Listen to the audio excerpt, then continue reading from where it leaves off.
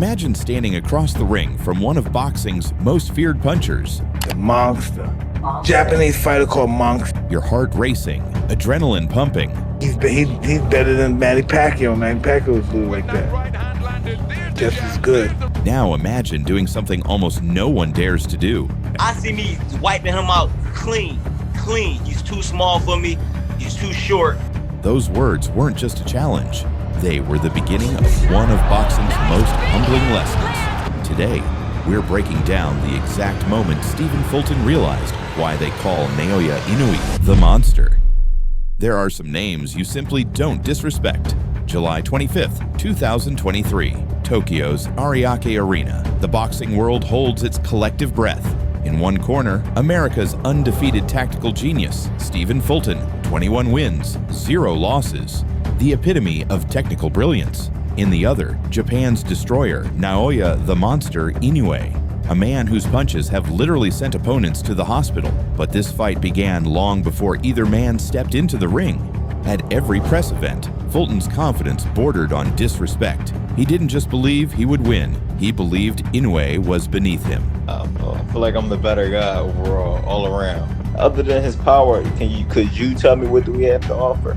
Power don't just win fights. The power is not going to matter to me. Power may be matter to the fans because they're looking at the records, but who has he fought of my style? Who has he fought? But while Fulton talked, Inoue watched, studied, calculated. Former opponents of Inoue have described his stare as looking into the eyes of a predator. During these exchanges, that predatory gaze never wavered. Boxing legend Mike Tyson once said, "Everyone has a plan until they get punched in the mouth." Fulton was about to learn this lesson the hard way. What made this confrontation so compelling wasn't just the clash of fighting styles, but the collision of two completely different life journeys. Stephen Fulton rose from the dangerous streets of Philadelphia, where he learned to outthink and outmaneuver threats from an early age. His boxing style, elusive, cerebral, tactical, was forged through survival. Naoya Inoue's path couldn't have been more different. Groomed for greatness from childhood in Japan, he developed a fighting style that defied logic, combining devastating power with ballet-like footwork. Boxing analysts called this matchup the tactician versus the Terminator.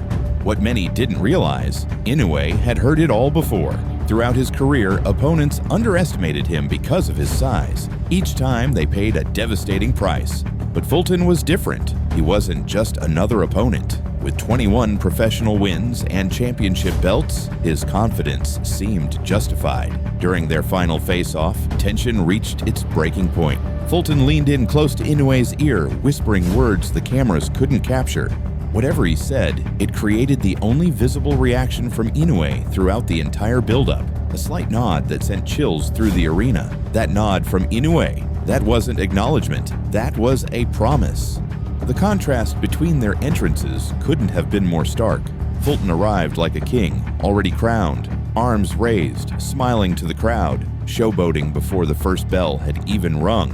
Inoue's entrance was different. No smile, no wasted movement, just a man walking to work with deadly purpose. When the bell rang, everyone expected Fulton to implement his game plan. Stay on the outside, use his reach advantage, and frustrate Inoue. Instead, from the opening seconds, it was Inoue who dictated everything. The Japanese fighter's footwork was mesmerizing. He didn't just close distance, he seemed to teleport through Fulton's defenses. Each time Fulton thought he had created safe space, Inoue was already there. By round 3, desperation began creeping into Fulton's eyes. The tactical genius found himself in unknown territory, his brain recognizing danger, but his body unable to escape it. Pray for what's come back. The speed is too blazing fast.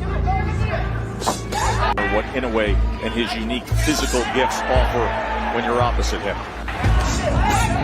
Uppercut, right uppercut to close. This wasn't just a boxing match anymore. It was becoming a systematic dismantling. In round 5, Fulton landed his first significant combination, momentarily pushing Inoue back. For a fleeting second, hope flashed across his face. That hope was his undoing. Round 8. Fulton, still competitive but clearly behind, attempted to turn the tide with increased aggression. What happened next seems almost choreographed in its brutal perfection. Inoue, reading Fulton's desperation, set a trap.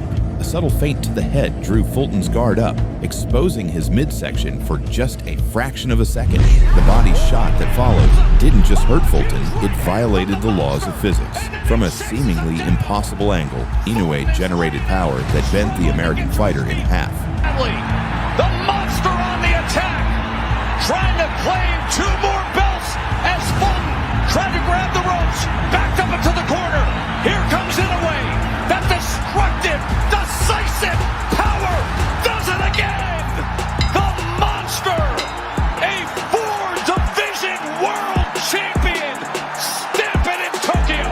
Former champion Andre Ward described it perfectly. That wasn't just a knockout. That was a statement to the entire boxing world. In the post-fight interview, reporters pressed Inoue about Fulton's pre-fight taunts. His response spoke volumes about his character. In boxing, we speak with our fists. Tonight, both of us said everything that needed to be said. Stephen Fulton showed tremendous courage in the ring that night. But courage alone isn't enough when facing a force of nature. The lesson? In boxing, as in life, respect the quiet ones. Because sometimes the monster isn't hiding under your bed. He's waiting for you in the ring, and his silence isn't weakness. It's a warning.